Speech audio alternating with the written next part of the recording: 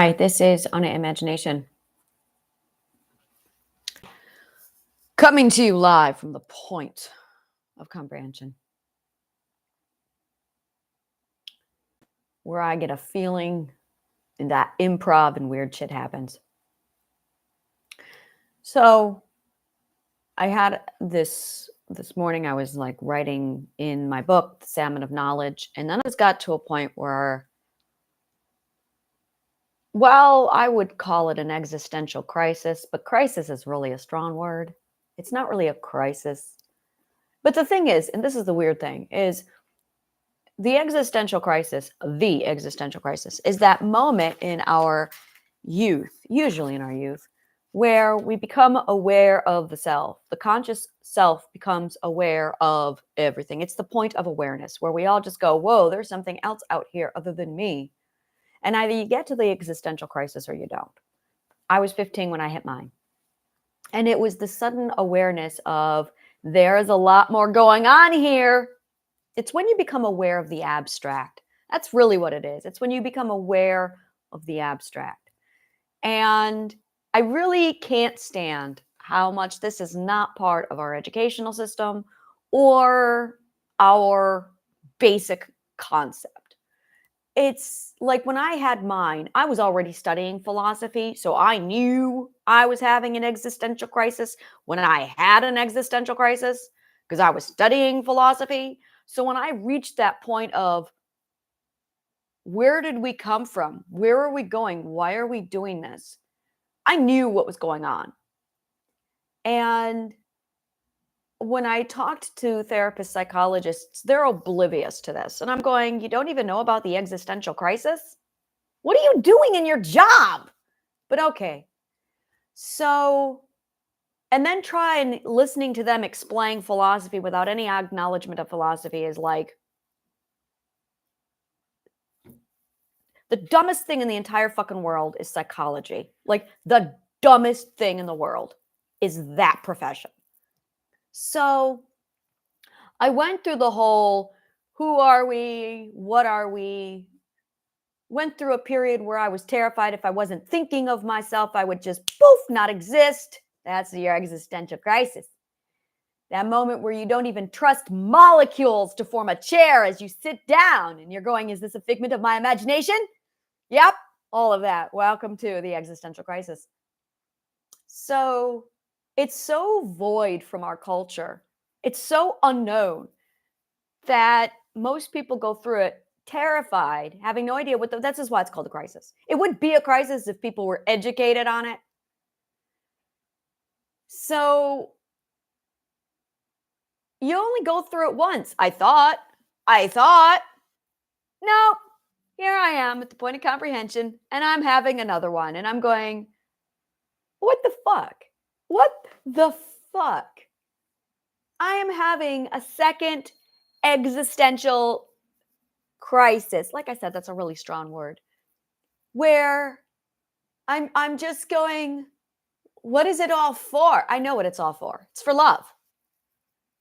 And if you don't have love, well, then it's for the pursuit of love. And I'm sitting here going, why love? Why is love so hard? It's not that it's so hard. It's that we've been used to disintegrating for so long that it's now hard to integrate. Black and white thinking. You can either practice integration your entire life or disintegration or both. We have been practicing disintegration our whole lives. So now love is really hard because we don't know how to integrate. So once I figured out, whoa, I've disintegrated to the point of 4 altars. I really need to reverse this boat. So I reversed the boat. And then I started integrating and I went, holy fucking shit, this is different. So I live my life integrating. Most people live their lives disintegrating. I said this when I was a child. I may have manifested this when I was a child. When I said, if you're not growing, you're dying. Boom. And that's what it comes down to. If you are not pursuing love and integrating, you are disintegrating and dying because human beings are not stagnant. It's a river. It's a currency. If you're going to stand still, you're going to put the equal amount of energy into the current so that you stay neutral. So neutral is the perfect balance of equilibrium of both. But once you figure out which way you're going to go, oh, it's easy because you just go with whichever current you're in. The question is your current disintegrating or integrating? Now, if you've been integrating and you want to suddenly disintegrate, or I'm sorry, if you've been disintegrating and you suddenly want to integrate, it's going to fucking be hard. So that's it right there. I've been disintegrating my whole life to the point of 4 altars until I finally said, fuck this shit. I'm at the point of complete and total forgetfulness. I got to turn back around. So I turned back around. And now I'm learning how to integrate. And it's fucking hard because we are trained not to have the integrated whole of the self. So now I've got this thing turned around and it's fucking hard. It's getting easier. But it's this constant resistance. And I can feel it. It's easier to just be sad and miserable because that's what I've practiced my whole life. So I walked throughout all of time and space, and I went dimension walking, and I saw the beginning of the end.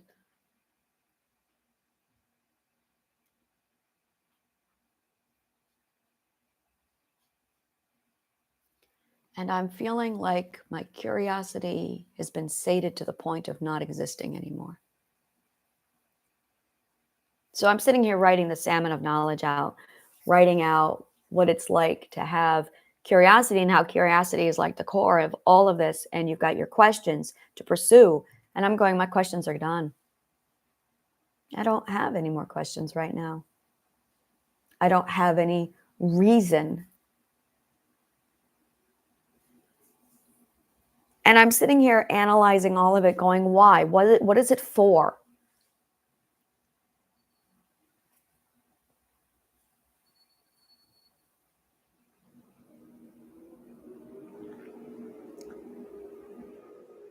And I just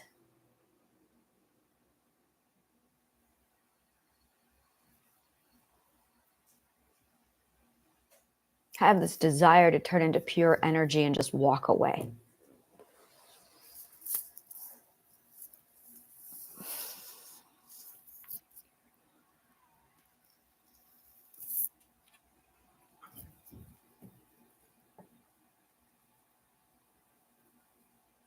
So I just pushed pause on everything and I just stepped back.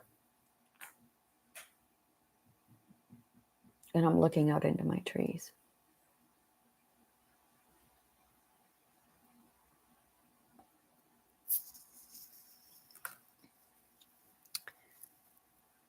And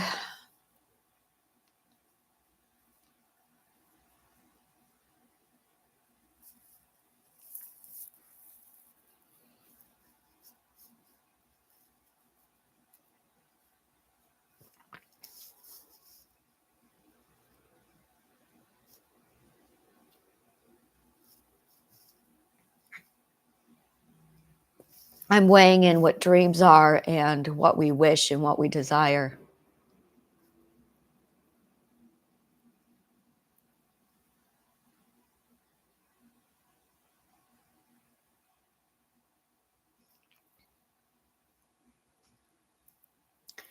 It really does come down to love.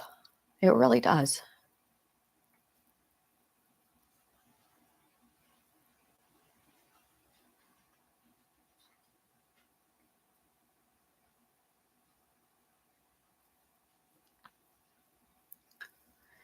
And all these people told me that it was all about self-love.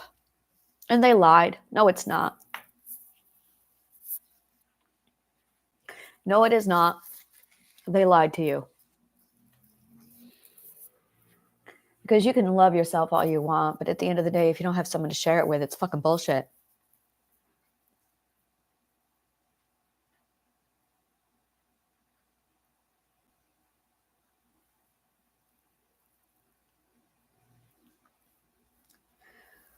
That's why hermits are so rare.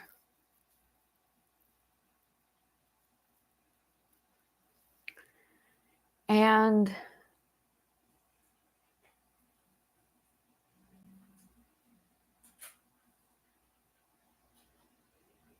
It's the biggest lie we were told was it's all for self-love.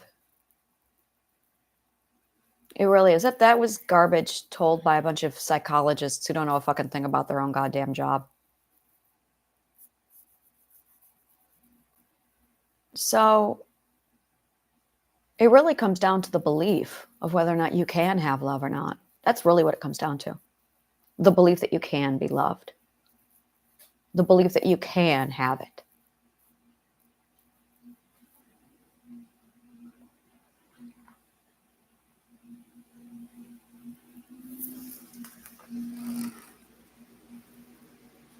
We're not meant to be a closed system. And when you have just self-love, you're a closed system.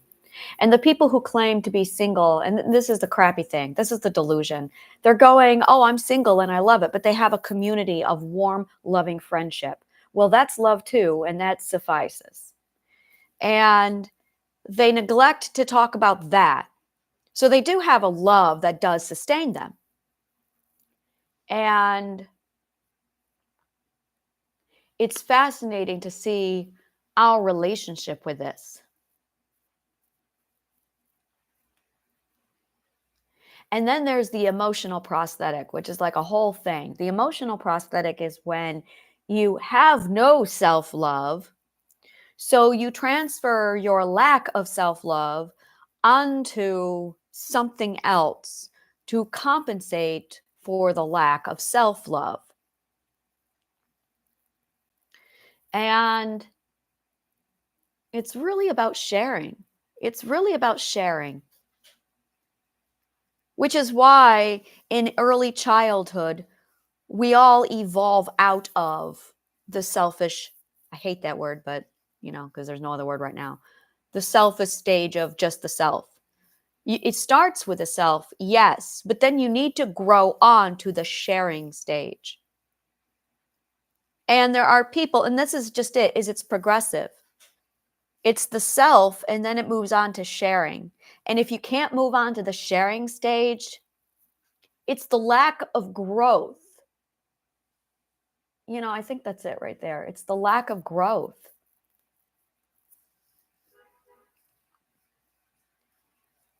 It's the lack of growth. There's an order of operations of you coming to terms with who you are at the self. And then you moving on from that point into the sharing stage. And then you moving on from that point into the community stage. And then from there, moving on to the intimacy stage. And it's the lack of growth or lack of progression that is the problem. Now, if you don't love yourself, well, that's because you're stuck at the pre-self-love. But it's the stuck that's the problem. And then if you do find self-love, that's going to sustain you only for a period before you move on to, okay, now I need to share this with someone. And then once you get to the sharing stage, you can only be there. Love is growth. And that's it. Is love is literally the growth progression. It's fascinating.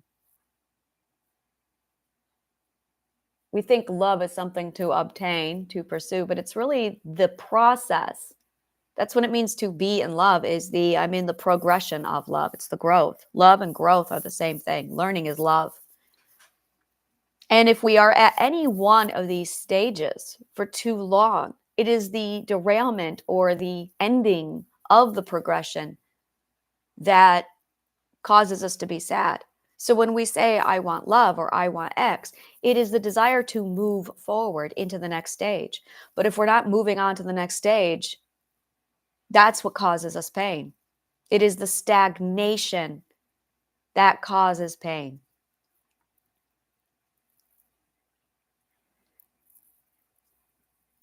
And I feel like I have been at the same stage of growth for too long. That's it. I feel like I am.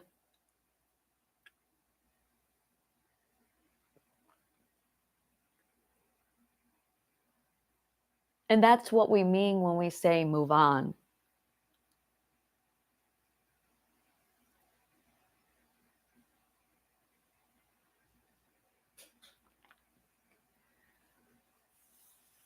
is it's our relationship to, are you stagnant or are you growing forward from somewhere?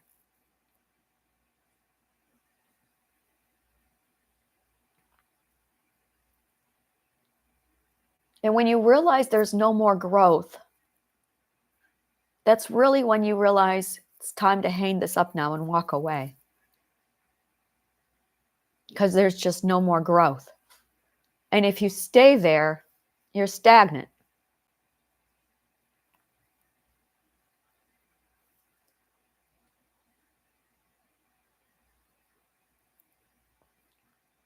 But then we have this conversation with ourselves of, what are the odds? What are the chances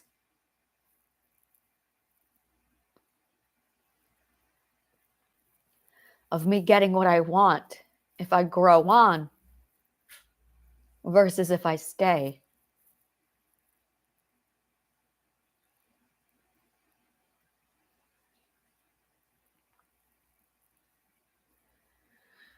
And that's it, really.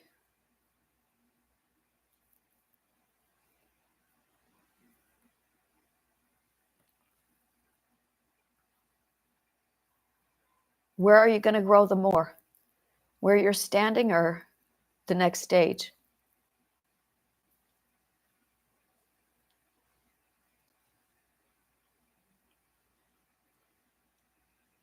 And when you realize that you're in a certain situation where you're just not going anywhere, and it's not that you desire love in the sense of, and that's it right there, is we have supplanted the possession of love with the growth. And that's where it's all fucked up.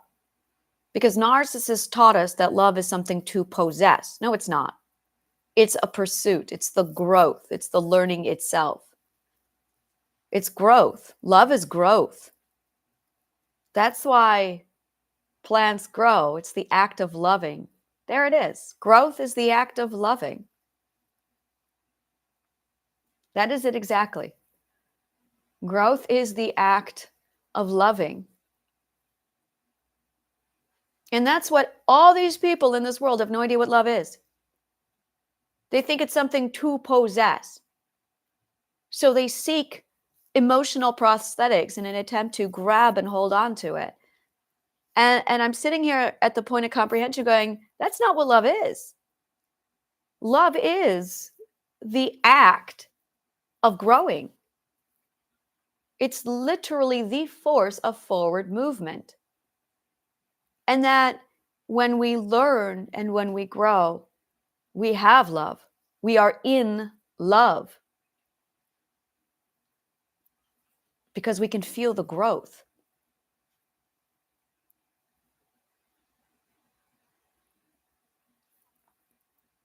And when you do it with another person, when you grow with somebody together, that's when you get synergy. That's when you get that euphoric, oh. But we've completely lost perspective on what love is.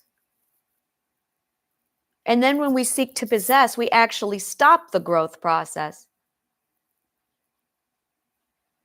And then I have these people saying, oh yeah, I know what love is. No, you don't. Because you don't know physics.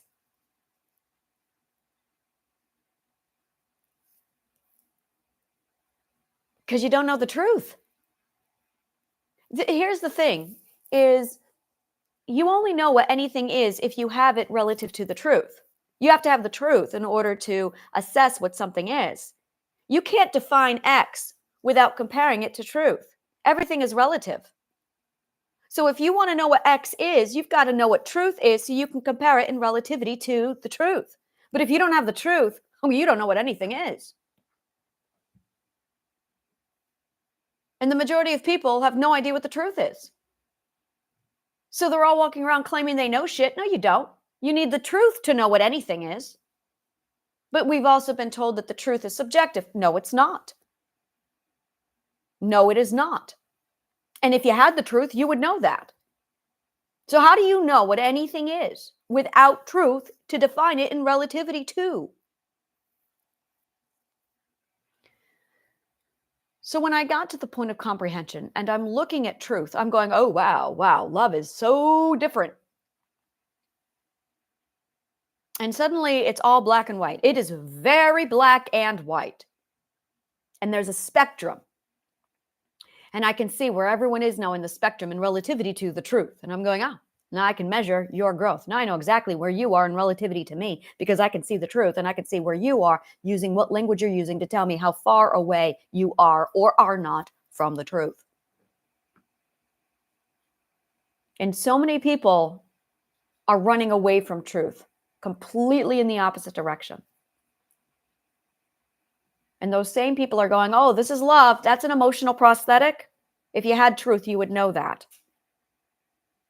And then I see people just like screaming and absolutely fighting. And no, this is it. No, you don't. Unless you have the truth, you don't know what you've got.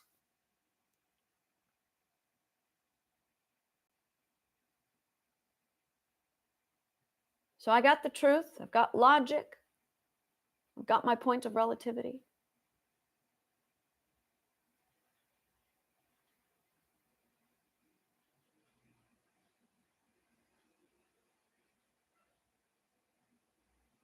I feel stagnant and I can't stand being stagnant. It's the one thing I can't stand. I hate being stagnant. I detest it.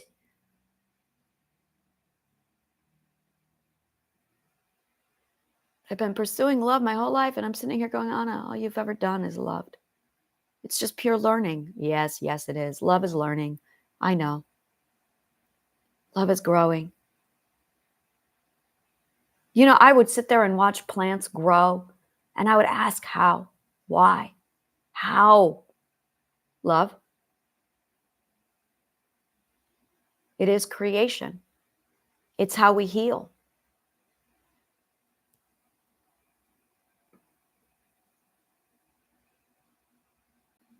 Love is the nourishing force that just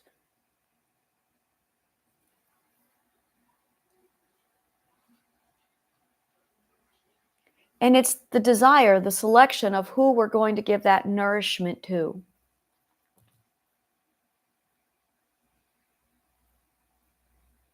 But if you don't even know how to recognize love, then how do you know you've got it? You know, I did this with joy.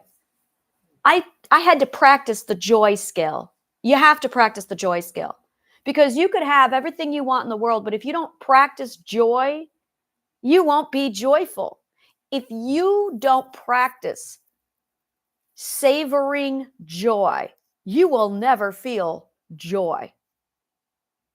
So you can have all the wealth, all the love, but if you don't know how to savor it, if you haven't practiced the skill, if you are a pre-apprentice at savoring joy, you will never feel joy.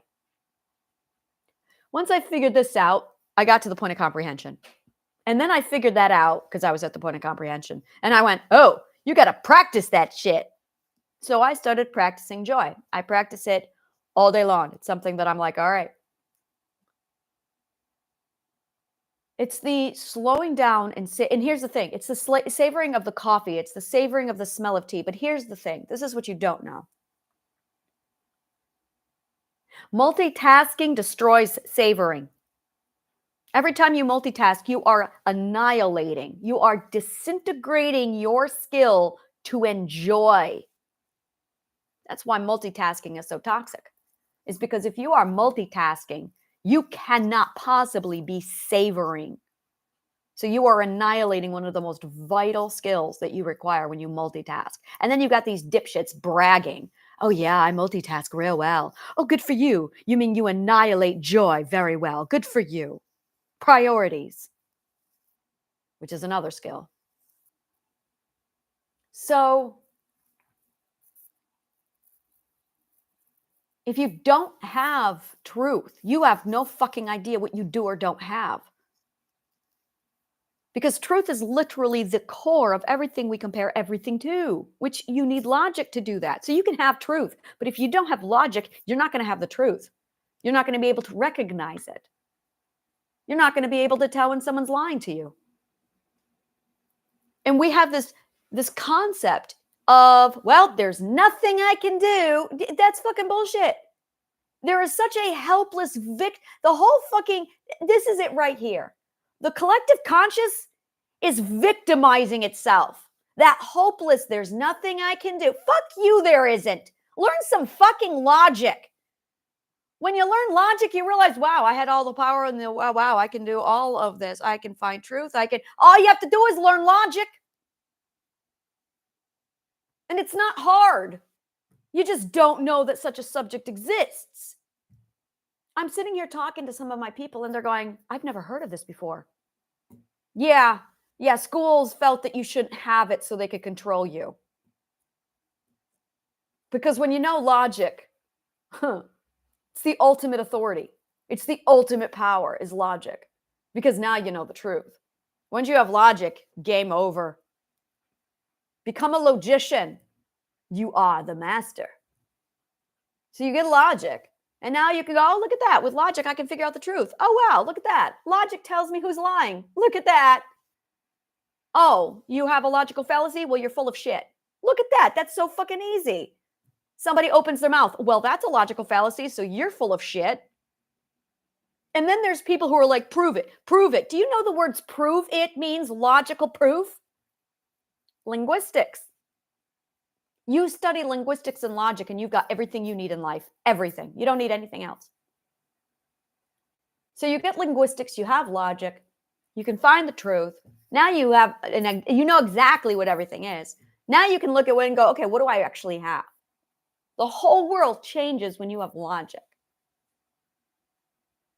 And then you have people, and this is where every narcissist's dirty little trick comes out. And you're like, wow, they only have like 5 tricks. You know that? Narcissists only have 5 tricks. 5. Just 5. Passive-aggressive lying. Passive-aggressive. It's all passive-aggressive. But once you realize that they only have 5 tricks that they just keep repeating, that you keep falling for because they took away your logic. And that's what they're doing. They actually attack your logic. They use logic as a weapon to, well, it's not complicated. It's not complicated. It's quite simple. It's the self-confidence versus trust to them. So do you trust them more than you trust your own logic? That's what this comes down to.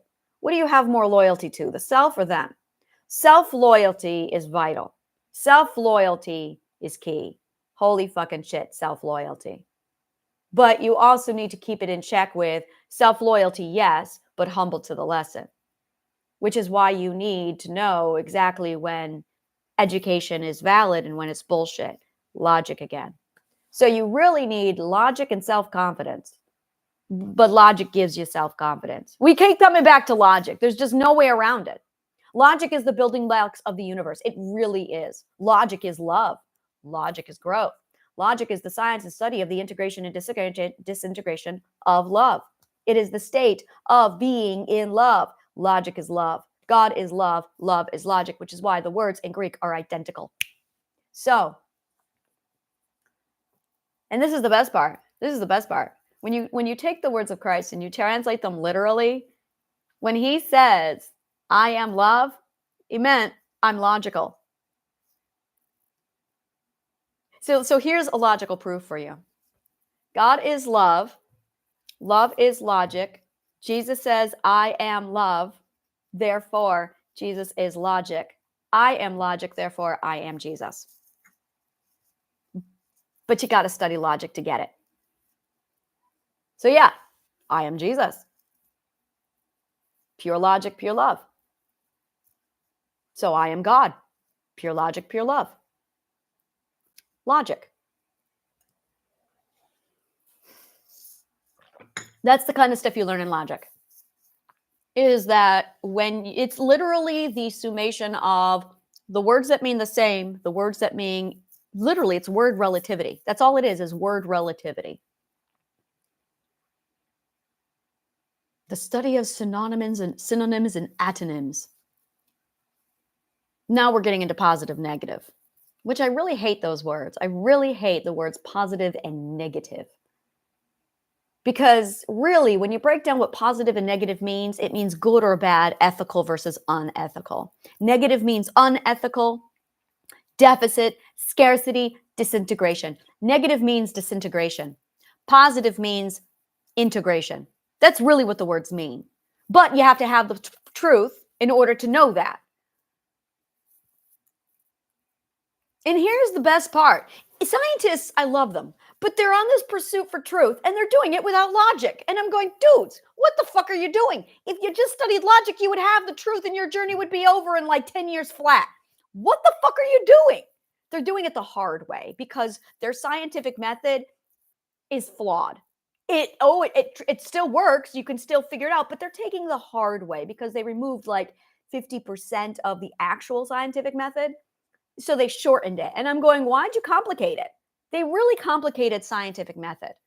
So yeah, there's a huge logical fallacy inside scientific method. Basically, it's I'm going to hypothesize first and then I'm going to pursue the answer. No, because what if you create an hypothesis that has no answer? You're going to be running through something for the rest of your life without ever being able to prove it because you are trying to prove a logical fallacy.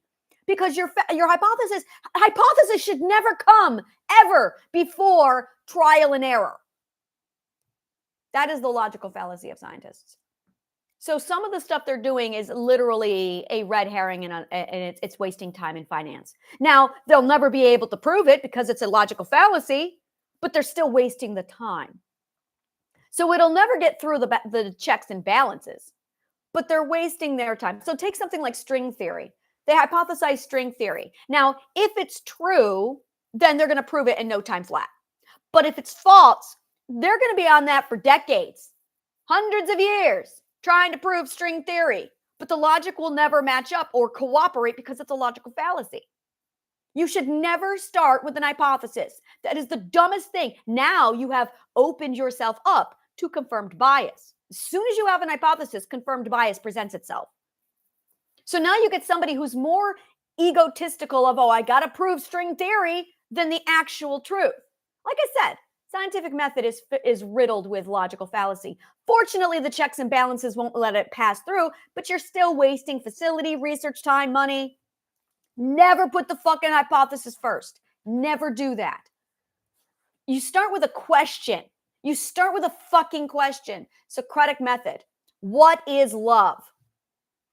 You should never make a statement. You should always make a question. Very, very basic law and logic. You never start with a statement. A statement is a proven premise. They're not doing that. They're starting with statements that aren't proven premise, and then they're trying to prove a possibly false premise true. And I'm going, what the fuck are you doing? No, you start with a question. You always start with a question. What is this weird shit in the universe? That's what they should be asking, not, this is dark matter. No, you don't know what that fucking thing is. Stop hypothesizing shit. Now you got confirmed bias. Try it the reverse. What is this weird shit?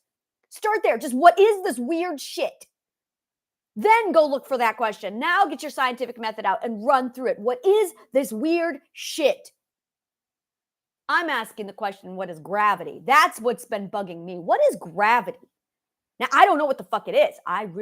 Something's just wrong. And they're sitting there going, no, gravity is this. You don't know that. Your stuff is based off of Newton. Good for Newton for reverse engineering his intuition, but now you're just pulling shit out of your ass going, all right, I'm going to try and pursue this with an assumption. But at the end of the day, he just translated it from his own intuition. He's only in stage 3. You guys have run with it and you're over on stage 10, assuming that stage 3 was good enough. No, you need to translate that. What is gravity? I hypothesize that gravity is love, but I'm not sure yet. I would love to. That's what all of my intuition is pointing it towards, is the logical deduction is like forming together going, it's love. It's literally the force. So in unified theory, you see the force, the ultimate force, which is love. And that breaks up, that becomes, what is it called? I can't remember what it's called. I can't remember. I'm having a blank. But then it breaks off into like this electromagnetic field. And then it breaks off into strong and weak. And then from there, it breaks off into gravity. And I'm going, no, my logical radar is screaming that that's wrong. Like right in the gravity area. Like, no. So now I'm asking, what is gravity? What is gravity? Because something doesn't feel good there. Something does not feel good there.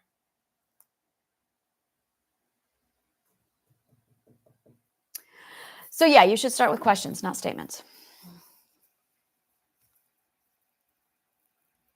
It really comes down to growth, flexibility. And some people grow slower. We do grow at different paces.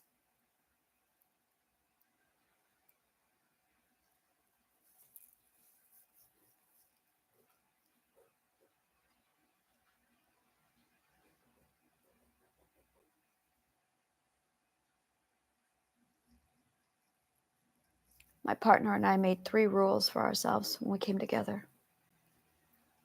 I don't want to call them rules, they were more like values.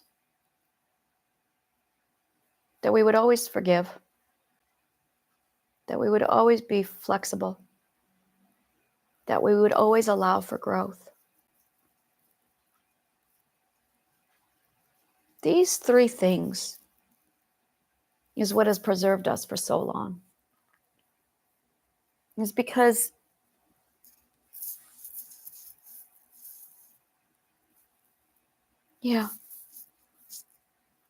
allowing for growth. We didn't know it at the time, but that was actually love itself. All of them were. We knew that a person would change. We knew it. And we loved each other so much that we knew whoever we were when we met was not going to be who we were going to be later. And we were more concerned about preserving who we were going to become more than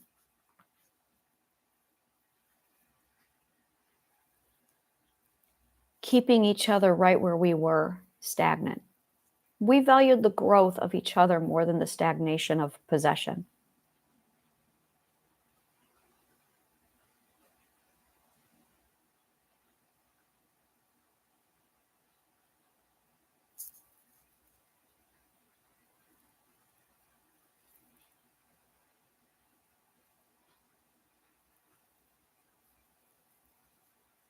Every time I have an epiphany of love, every time I learn something more about it, I have this overwhelming urge of, I've got to tell him. He's always the first one I go to. You guys are second. Because I can't stand the idea of having one day more of him not knowing. Yeah.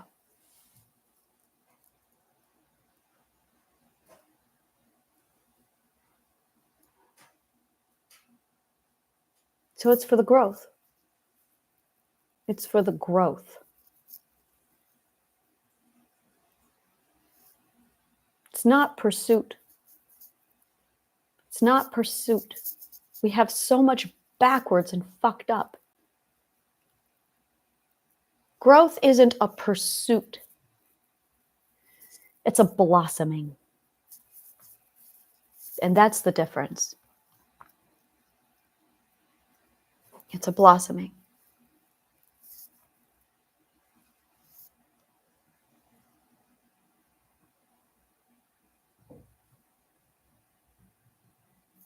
Thank you. May the kindest of words always find you.